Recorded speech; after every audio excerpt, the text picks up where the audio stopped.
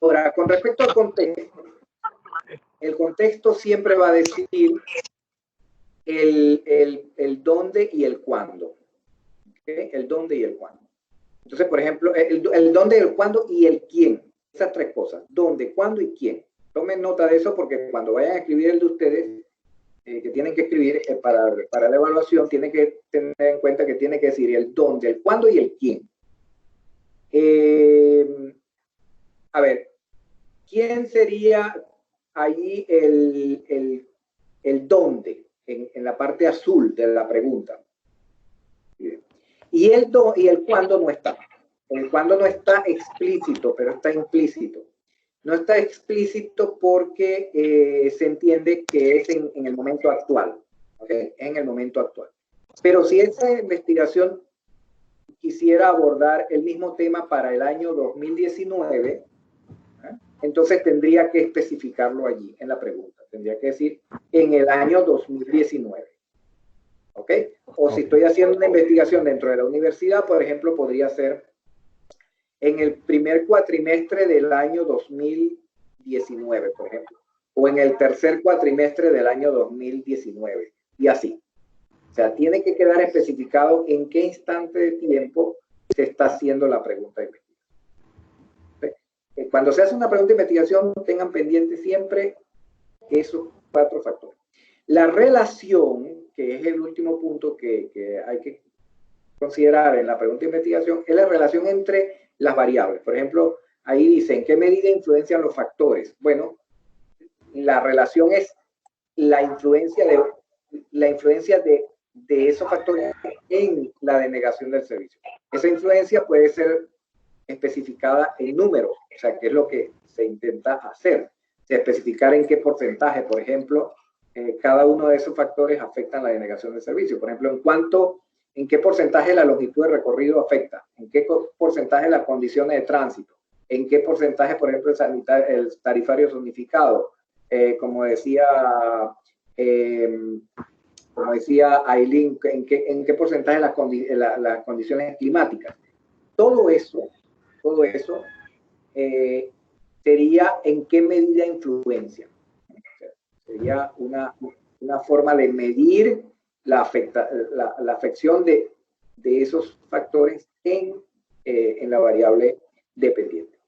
Abordar el mismo tema para el año 2019, entonces tendría que especificarlo allí en la pregunta. Tendría que decir en el año 2019. ¿Ok? O si estoy haciendo una investigación dentro de la universidad, por ejemplo, podría ser en el primer cuatrimestre del año 2019, por ejemplo. O en el tercer cuatrimestre del año 2019. Y así. O sea, tiene que quedar especificado en qué instante de tiempo se está haciendo la pregunta de investigación.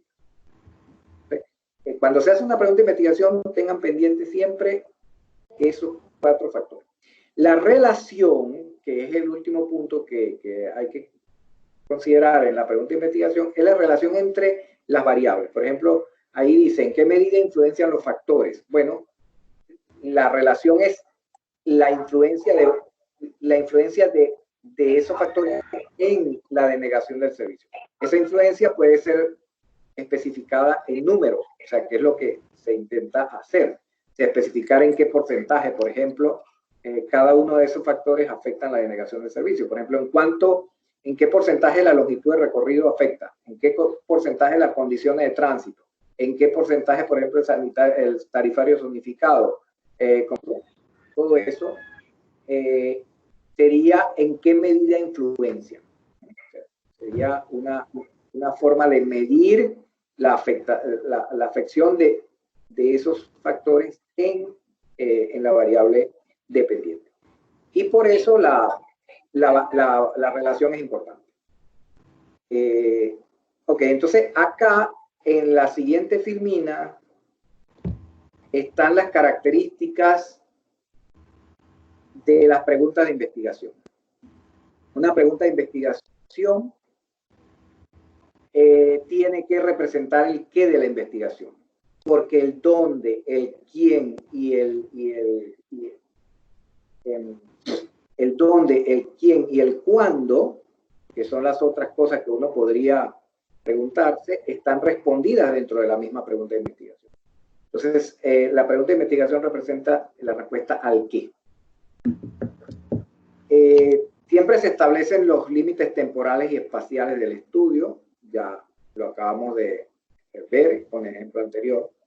Tienen que ser muy precisas, no deben tener palabras de más ni de menos. Tienen que pensarse muy bien y escribirse con mucho cuidado, porque no pueden ser ambiguas, tienen que ser precisas. Tienen que mostrar cuáles son las unidades de observación. O sea, tienen que responder al quién, que era lo que decíamos ahora mismo, que en la pregunta anterior eran los transportistas de transporte selectivo, o sea, los taxistas. Pueden ser personas, pueden ser viviendas, pueden ser escuelas, pueden ser animales, pueden ser, o sea, la unidad de observación puede ser cualquier objeto al cual uno le esté aplicando la observación. Lo otro es que no se conozcan las respuestas. No tiene sentido investigar sobre algo ya conocido, ¿no? Salvo que uno quiera darle un sentido, pues, un poco distinto o verlo desde otra perspectiva. Eso es válido, eso es válido. O sea, puede ser que ya exista una investigación similar, pero uno quiera darle un enfoque distinto. Eso se puede.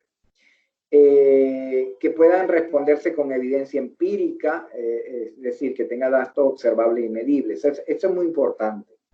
No se puede hacer una pregunta de investigación sobre la cual no podamos medir las variables, ni las dependientes ni las independientes. O sea, cuando se plantea, siempre hay que considerar que las variables tienen que ser medidas. ¿Cómo se miden? Con instrumentos. Esos instrumentos pueden ser físicos. En el caso de, por ejemplo, en ingeniería, ustedes van a medir, por ejemplo, diámetros de tornillos en una fábrica, pues tienen que tener un pie de rey, un vernier. Ese sería el instrumento de medición para medir esa variable, que sería el diámetro de tornillo. Pero si están midiendo algo que tiene que ver con la sociedad, probablemente tengan que usar encuestas o cuestionarios. Y en ese caso, el cuestionario y la aplicación del cuestionario, que sería la encuesta, pasa a ser el instrumento con el cual se mediría. Por lo tanto, ahí es totalmente válido hacer el proceso de investigación, porque el instrumento existe. El cuestionario que se va a aplicar se fabrica, se hace, se prueba, se valida y luego se aplica. Entonces, igual que el pie de rey, que ya viene,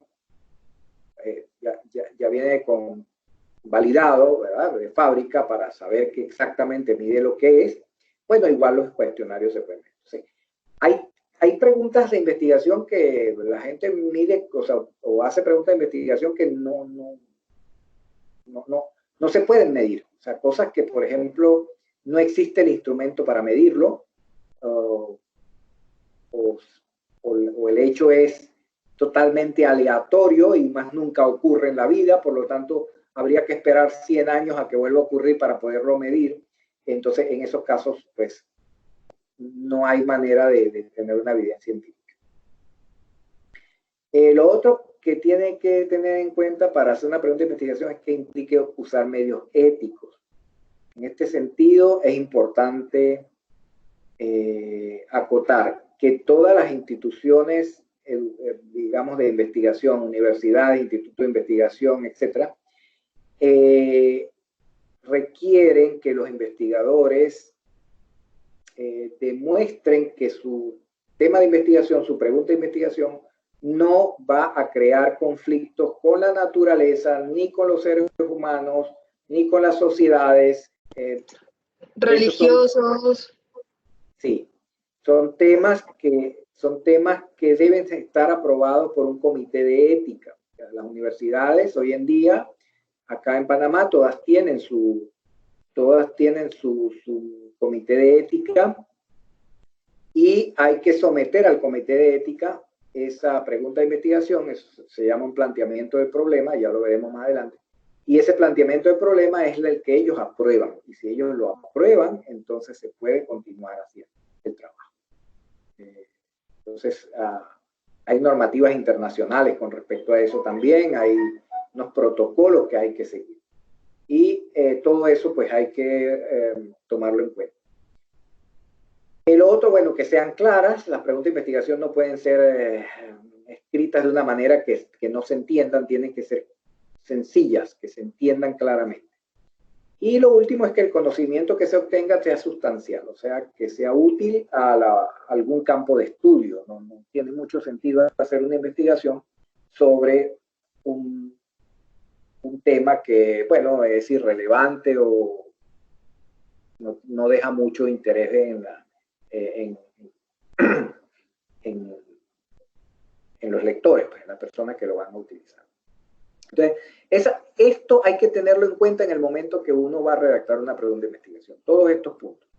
Pensando siempre en cada uno de ellos, en el sentido de que, bueno, leo mi pregunta de investigación y reviso. Esta pregunta tiene límites temporales y espaciales, es precisa, tiene el quién, se conocen o no se conocen las respuestas, etcétera, etcétera. Uno se va haciendo preguntas y uno mismo se va contestando si la pregunta tiene o no esas características. Acá les estoy dejando más adelante, acá en esta filmina que están viendo, hay unos ejemplos de preguntas de investigación incorrectas. Estas se las puse ahí con una intención. La intención es la siguiente. Cuando ustedes hagan sus preguntas de investigación para los efectos de todos los trabajos que vamos a hacer, ustedes vienen a esta filmina y comparan su pregunta de investigación que redactaron con esa filmina, con esas que están escritas ahí. Si la que ustedes redactaron se parece a alguna de esas, en la forma, en la estructura, pues simplemente deséchenla, porque está mala. ¿Ok? Está mala. En la siguiente filmina coloco las que están bien, los ejemplos de preguntas de investigación correctas. Hay, creo que 8 ejemplos, 7 ejemplos de preguntas de investigación que están correctas. Así que las dejo allí para ejemplos, para que cuando vayan a redactarla de ustedes puedan observar estas y, bueno, tomarlas como guía. ¿Okay? Entonces, repito, cuando vean esta filmina con la X roja, está mala. Cuando vean las siguientes dos, están buenas. Esa es la ley. Regreso un poquito a esta filmina que me había saltado porque es importante también la tipología de preguntas de investigación. Esto es importante porque más adelante vamos a ver una cosa que se llama el alcance de la investigación y tiene mucha relación con esto. Entonces, pendiente con esta parte de la tipología de preguntas de investigación. La voy a explicar para que sepan a qué se refiere. A ver, una pregunta de investigación se considera exploratoria cuando la interrogante lo que trata es de averiguar o preguntarse sobre hechos no estudiados. Es decir, sobre temas novedosos, nuevos, que nadie ha estudiado. ¿Okay? Y eso ocurre en la realidad. Es decir, puede llegar un momento en que un investigador se encuentre, pasa mucho en biología, por ejemplo. A veces los investigadores, los biólogos marinos, entran a un escenario submarino de una cueva que encontraron por allá debajo de un volcán submarino, y resulta que encuentran allí unos especímenes que viven entre la lava del volcán. Y eso es un tema que nadie había tratado, porque generalmente uno asume de que donde hay mucho calor no hay vida. Y resulta que en esos lugares hay vida. Y bueno, es un tema que no se ha tratado nunca. Ese investigador, su pregunta de investigación tendría que ser de tipo exploratoria, porque está entrando en un mundo que no se ha estudiado. Si él se hace preguntas de investigación ahí, serían de tipo exploratorio. Hay otras que son de tipo descriptivo. Descriptivas son aquellas que intentan darle números representativos a una población en estudio. Por ejemplo, las preguntas de investigación que tratan de identificar el porcentaje de tal variable que afecta a la variable dependiente. Vamos a poner un ejemplo. Una pregunta de investigación descriptiva podría ser, los niños en edad escolar entre 6 y 10 años los niños en edad escolar entre 6 y 10 años en los colegios públicos de la ciudad de Panamá. Ahí estoy definiendo todo el contexto, ¿ok? Ahora voy con la otra parte. Tienen una altura, o sea, una talla, una altura superior o igual a la medida o a la altura estándar definida, por ejemplo, por la OMS, por la Organización Mundial de la Salud. Entonces, cuando yo hago esa pregunta, yo estoy definiendo allí, o sea, estoy tratando de describir, estoy investigando, estoy tratando de hacerme una pregunta sobre la posibilidad de investigar si esos niños tienen una altura similar a la que dice la OMS que deben tener los niños de esas edades. Entonces, mi pregunta de investigación es descriptiva porque estoy describiendo la población de niños entre 6 y 10 años que estudian en los colegios públicos de la ciudad. Ahí, en ese caso, es descriptiva.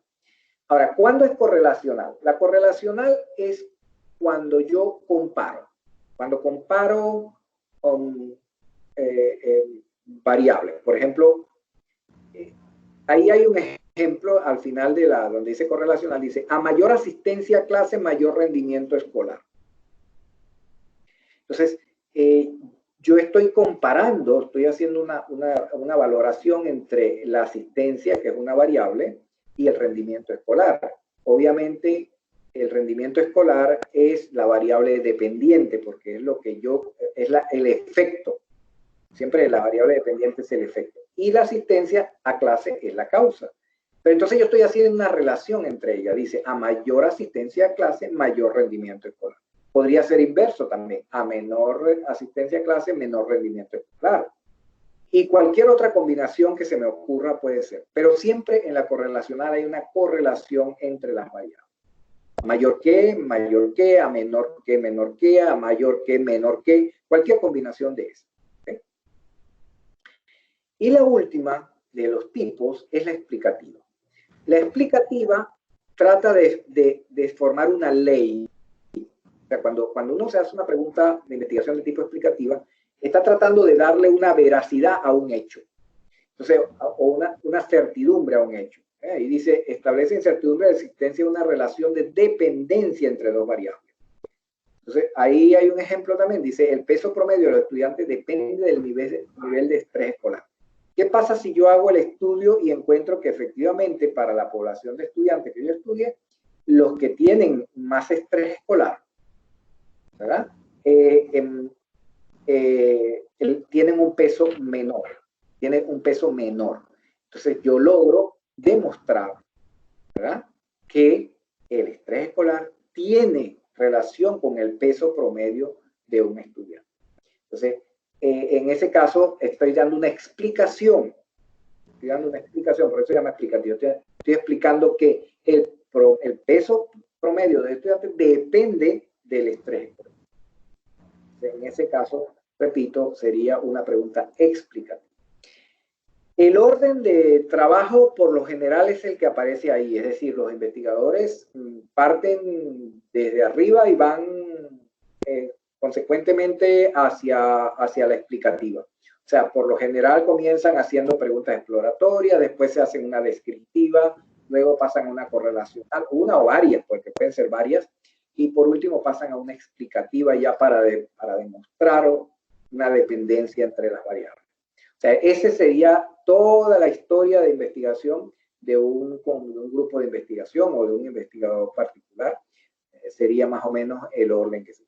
Por supuesto que cualquiera puede anexarse en cualquier punto, es decir, si yo leo un trabajo de un investigador que ya ha hecho exploratoria y descriptiva y yo quiero hacer una correlacional sobre sobre lo que él ha hecho, es válido. Es válido. O sea, si a mí me interesa la misma observación que a él, yo no voy a comenzar desde cero, es perder el tiempo. Entonces me puedo enganchar en hacerme una pregunta correlacional sobre factores o sobre variables que seguramente ya están